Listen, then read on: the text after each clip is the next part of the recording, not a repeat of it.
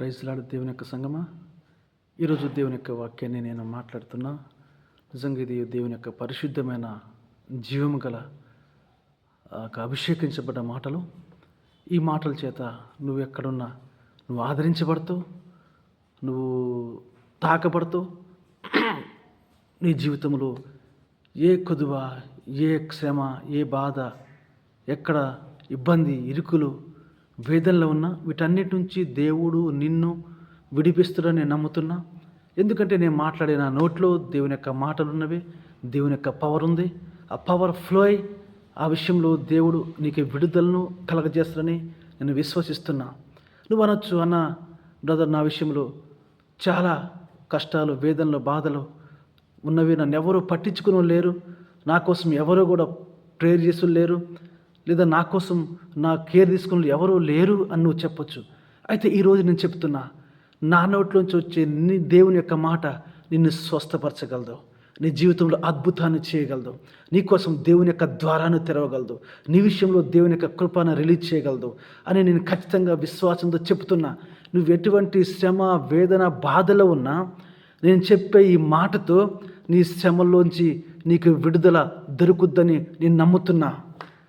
ఎలా ఆధారమని నువ్వు అడగొచ్చు. అందుకే దేవుని యొక్క వాక్యంలో ఈ విధంగా రాయబడి ఉంటుంది.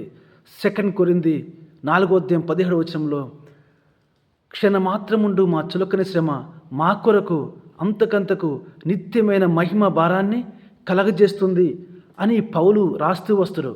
పౌలు ఇక్కడ చెప్తున్న మాట ఏంటంటే, క్షణమాత్రముండు మా చులకని శ్రమ. అంటే భూమి మీద శ్రమలు అవి క్షణమాత్రమే ఉంటాయని పౌలు యొక్క ఉద్దేశము. అది చులకని శ్రమ అని ఆయన దాని గురించి చెప్తూ వస్తున్నది, శ్రమ గురించి. అంటే మన జీవితంలో లేదా నీ జీవితంలో నువ్వు అనుభవించే శ్రమ, వేదన, బాధ అది క్షణమాత్రమే ఉంటుందని దేవుని యొక్క వాక్యం చేత నువ్వు ధైర్యం తెచ్చుకోవాలి. ఈ శ్రమలు ఎప్పుడు చూడు అవి పర్మనెంట్ కాదండి, అవి టెంపరవరీ. ఈరోజు శ్రమ వస్తుంది, రేపు నీకు సంతోషం వస్తుంది. దేవుని యొక్క క్రియేషన్లో అది భాగం. అది శ్రమ రాకుండా ఎవరు ఉండరు. అయితే దాని తర్వాత దేవుని యొక్క ఆశీర్వాదాన్ని చూస్తాం. అందుకే క్షణమాత్రముండు ఈ చులకన శ్రమ మా కొరకు అంతకంతకు నిత్యమైన మహిమ భారాన్ని కలగజేస్తుంది. దీని యొక్క ఉద్దేశం ఏంటంటే, ఈ శ్రమ ఎప్పుడైతే వస్తుందో ఈ శ్రమను ఆనుకొనే దేవుని యొక్క మహిమ రిలీజ్ అయ్యి అందులోంచి అద్భుతము దేవుడు జరిగిస్తాడు. అంటే ఈ శ్రమ తర్వాత దేవుని యొక్క అద్భుతం దేవుడు ద్వారాన్ని తెరుస్తాడు అద్భుతానికి. అందుకే శ్రమలు అన్నవి మన డిస్టర్బ్ చేయవు, నిన్ను నన్ను. ఈ యొక్క వేదనలు, కష్టము, దుఃఖము, బాధ, ఈ యొక్క అనారోగ్యము ఇవి దేవుడి నుంచి మనల్ని దూరము చేయవు. ఇవి వచ్చేది మన జీవితంలో మన విశ్వాసము బలపరచబడి దేవుని యొక్క వాక్యం చేత బలం పొంది ఈ శ్రమల్లో మనం ధైర్యం తెచ్చుకొని మన విశ్వాసాన్ని పెంచుకొని నేను స్వస్థపరచబడతా. ఈ శ్రమల్లో దేవుడు నాకు ఆన్సర్ ఇస్తాడు, ఈ యొక్క ఇరుకులోంచి ఆయన నన్ను విడిపిస్తాడు, ఈ ఇరుకులో విశాలత కలగజేస్తాడు ఆయన నాకు అని నువ్వు ధైర్యంతో చెప్పాలి దేవుని యొక్క బిడ్డ. ఎందుకంటే ఆయన ఉన్నది నీ కోసం, ఆయన ఉన్నది మన కోసం. మనని శ్రమలో విడిచిపెట్టడానికి కాదు, మనని శ్రమలోంచి బయటికి తీసుకురావడానికి, మనకి అద్భుతము చేసి ఈ శ్రమల్లో మన విశ్వాసాన్ని బలపరిచి అద్భుతం చేసి ఆయన మహిమపరచబట్టానికి కనుక నీవు అనుకో, ఎస్, నా యొక్క శ్రమ తర్వాత దేవుని యొక్క ఆశీర్వాదాన్ని చూస్తా, ఈ యొక్క కష్టం తర్వాత దేవుని యొక్క బ్లెస్సింగ్ నేను చూస్తా, ఖచ్చితంగా జరుగుద్ది అని నువ్వు ధైర్యంగా నీ విశ్వాసాన్ని నువ్వు బలపరుచుకుంటూరా. అప్పుడు దేవుడు నీ కోసము ద్వారాన్ని తెరుస్తాడు, ఆయన పరలోకాన్ని ఓపెన్ చేస్తాడు, ఆయన కృప కుమ్మరించబడుద్ది. నీవు చేయలేదని ఆయన చేస్తాడు. వాటన్నిటి నుంచి ఆయన విడుదల కలగజేస్తాడు. అందుకే బైబిల్లో యేసు ప్రభు, మన ప్రియ ప్రభు జీవించిన టైంలో ఒక విషయం జరుగుద్ది. నిజంగా ఇది ఎంత అద్భుతం అంటే, ఎంత మహిమ గలదంటే, మన విశ్వాసాన్ని, భూమి మీద ప్రజల యొక్క విశ్వాసాన్ని ఇది బలపరుస్తుంది. ఈ సన్నివేశం అన్నది యేసు ప్రభు ఒక ప్లేస్లో ఆయన వెళ్తున్నప్పుడు, ఆయన దేవుని యొక్క సువార్త కోసము ఆ యొక్క ప్రదేశం అంతా కూడా సంచరిస్తున్నప్పుడు మార్కు సువార్త 5వ అధ్యాయంలో 25లో ఉంటుంది.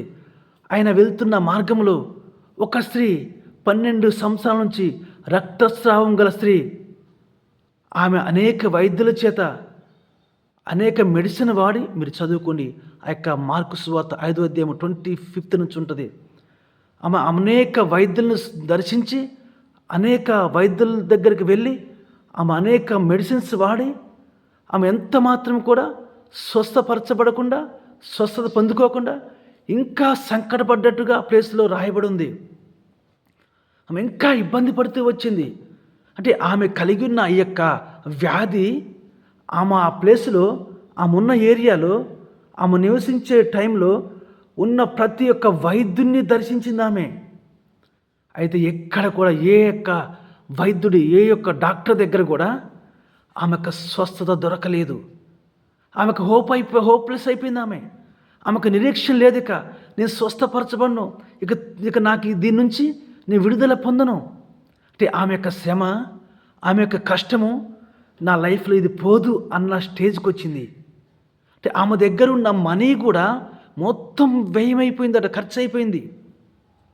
ఆమె దగ్గర ఇంకేమీ లేదు, అంతగా ఖర్చు చేసింది ఆమె, మొత్తం అయిపోయింది. అయితే ఆ టైంలో యేసు ప్రభు గురించి ఆమె వింటూ వచ్చింది. మన ప్రియ ప్రభువు గురించి ఆమె వింటూ వచ్చింది. నా ప్రభువు గురించి నేను విన్నాను, ఏదైతే విన్నానో అది నేను చూస్తా. ఓ ఆయన గురించి, ఆయన ద్వారా చనిపోయిన డెడ్ బాడీస్ లేస్తున్నవి, చెవిటివారు వింటున్నారు, మూగవారు మాట్లాడుతున్నారు, గుడ్డివారు చూస్తున్నారు, దెయ్యాలు పట్టిన వారు విడుదల పొందుతున్నారు. ఇలాగ అనేక అద్భుతాలు ఆయన ద్వారా జరుగుతున్నవి. కనుక నేను కూడా ఈ యొక్క వ్యాధి నుంచి నేను విడుదల పొందగలను, ఈ యొక్క రోగం నుంచి నేను స్వస్థపరచబడగలను. నేను కేవలము ఆయన వస్త్రపు చెంగు ముడితే చాలు నాకు స్వస్థత దొరుకుద్ది. ఆయన వస్త్రపు చెంగు ముడితే చాలు నేను స్వస్థపరచబడతా. చూడండి దేవుని యొక్క సంగమా, ఆమె ఎంత శ్రమలో అనేక దినాలుగా ఆమె అనేక వైద్యుల్ని సంప్రదించి, 1 సంవత్సరం కాదండి, 12 సంవత్సరాలు, 12 years ఆమె యొక్క వ్యాధిలో ఆమె బైండ్ అయిపోయింది. అనేక వైద్యుల్ని దర్శిస్తూ వచ్చింది. ఇక ఆమె హోప్ కోల్పోయింది, నాకు స్వస్థత దొరకదు, నేను బాగు చేయబడను అని ఆమె ఒక డిసైడ్మెంట్కి వచ్చింది. ఆ టైంలో ఆ ప్లేస్లో ఆమె యేసు ప్రభు గురించి వినటం స్టార్ట్ చేసింది. ఆమె ప్రభు గురించి వింటూ వచ్చింది. ఆయన ద్వారాగా అద్భుతాలు అవుతున్నవి.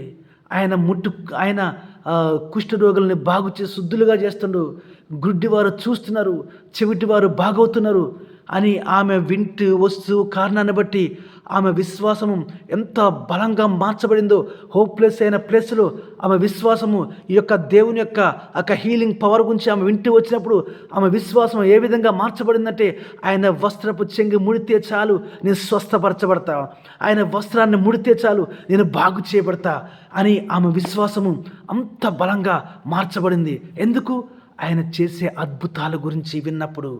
ఈరోజు నేను చెప్తున్నా, ఆమె ఏ విధంగా అయితే ఆమె విశ్వాసాన్ని బలపరుచుకొని ఆయన వస్త్రపు చెంగును టచ్ అవుతూ వచ్చిందో, వెంటనే ఆయన లోపల నుంచి ప్రభావం వచ్చి ఆమెను స్వస్థపరిచింది. ఆమె అప్పుడే వెంటనే ఆమె రక్తధార కట్టి ఆగిపోయి ఆమె స్వస్థపరచబడ్డట్టు దేవుని యొక్క వాక్యంలో రాయబడింది. కనుక దేవుని యొక్క బిడ్డ, నువ్వు ధైర్యం తెచ్చుకో, నువ్వు నిరీక్షణ తెచ్చుకో. ఈరోజు నేను బాగు చేయబడతా, నాకు ఏమీ కాదు, నా శ్రమ వెళ్ళిపోద్ది, నా కష్టము వెళ్ళిపోద్ది, నా కన్నీరు వెళ్ళిపోద్ది, నా దుఃఖము వెళ్ళిపోద్ది. నా కోసం దేవుడు అద్భుతాన్ని చేస్తాడు. ఎందుకంటే ఆయన క్షణమాత్రముండు చులకని శ్రమని ఆయన చెప్పాడు. కనుక ఈ యొక్క చులకని శ్రమ ఆయన వాక్యం ముందు, ఆయన పవర్ ముందు నిలవలేదు. నేను స్వస్థపరచబడతాని నీవు గట్టిగా బలంగా చెప్పు. అంతే, నీకోసం దేవుని యొక్క మహిమ, దేవుని యొక్క అద్భుతం, దేవుని యొక్క ఆశీర్వాదం, దేవుని యొక్క స్వస్థత, దేవుని యొక్క అభిషేకం రిలీజ్ అయ్యి నీ దుఃఖము, నీ కన్నీళ్ళు, నీ శ్రమ, నీ వేదన అన్నీ తొలగిపోతాయి. దేవుని యొక్క సంగమా, ఈరోజు నేను చెప్తున్నా, నేను నా మాటలు వింటున్నా, నీపైకి దేవుని యొక్క అభిషేకం రిలీజ్ అవుతుంది. నీ లోపల నుంచి దేవుడు పనిచేసి నిన్ను దీవించడానికి ఆయన ఇష్టపడుతుండు. నిన్ను దేవుడు బ్లెస్ చేయబోతుండు.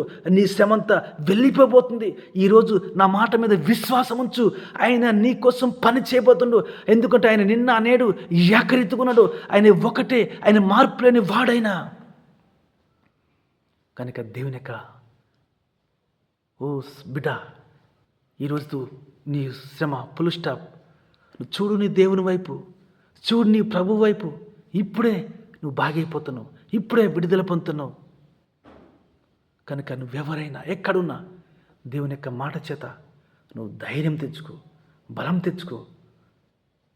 నా మాటలు నీకు స్ట్రెంత్నిచ్చే నమ్ముతున్నా. నా నోట్లోంచి వచ్చిన దేవుని యొక్క మాటలు నిన్ను బలపరిచేయని, నిన్ను స్వస్థపరిచేయని, నిన్ను ధైర్యపరిచేయని, నువ్వు వాటన్నిటి నుంచి బయటకు వస్తున్నావని నేను విశ్వసిస్తున్నా. నీ గురించి నేను విశ్వసిస్తున్నా. కనుక ఈరోజు అదన్నిటికీ ఫుల్ స్టాప్ అయిపోయింది. నువ్వు ధైర్యంగా ఉండు, విశ్వాసంతో రిసీవ్ చేసుకో. ఇప్పుడే రిసీవ్ చేసుకో. నువ్వు బాగు చేయబడ్డావు. దేవుని యొక్క మహిమ అనే జీవితంలో రిలీజ్ అవుతుంది. కనుక నా మాటలతో నువ్వు తాకబడ్డట్టయితే, నా మాటలతో నువ్వు కంఫర్ట్ అయ్యేటట్టయితే దేవునికి థ్యాంక్స్ చెప్పు, దేవునికి కృతజ్ఞతాస్తుతులు చెప్తురా.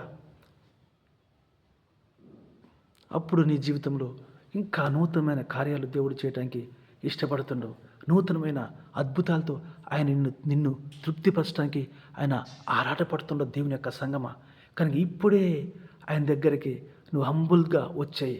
ఇప్పుడే ఆయనలో బలంగా ఆయనతో టైంలోకి వచ్చి నీ జీవితంలో గొప్ప కార్యాలు చూస్తూ, మహిమను చూస్తూ, అభిషేకం చూస్తూ, నీ జీవితంలో ఏది లేకుందో, ఏం కొదువుందో, నీ పిల్లల విషయంలో నువ్వు వేదన చెందుతున్నట్టయితే ఇప్పుడే నేను చెప్తున్నా, నీ పిల్లలను దేవుడు టచ్ చేసి వాళ్ళని దేవుని యొక్క మార్గంలోకి వచ్చే విధంగా ఆయన మార్చివేస్తుండవు. హల్లెలూయా. ఈ యొక్క విషయాలు నీకు బ్లెస్సింగ్ ఉన్నవి. కనుక నీ యొక్క ఆశీర్వాదాలు నిన్ను వెంబడిస్తున్నాయి. నా యేసునామములో నేను డిక్లేర్ చేస్తున్నా. యేసునామములో నేను ఆమెను చెప్తూ నేను క్లోజ్ చేస్తున్నా.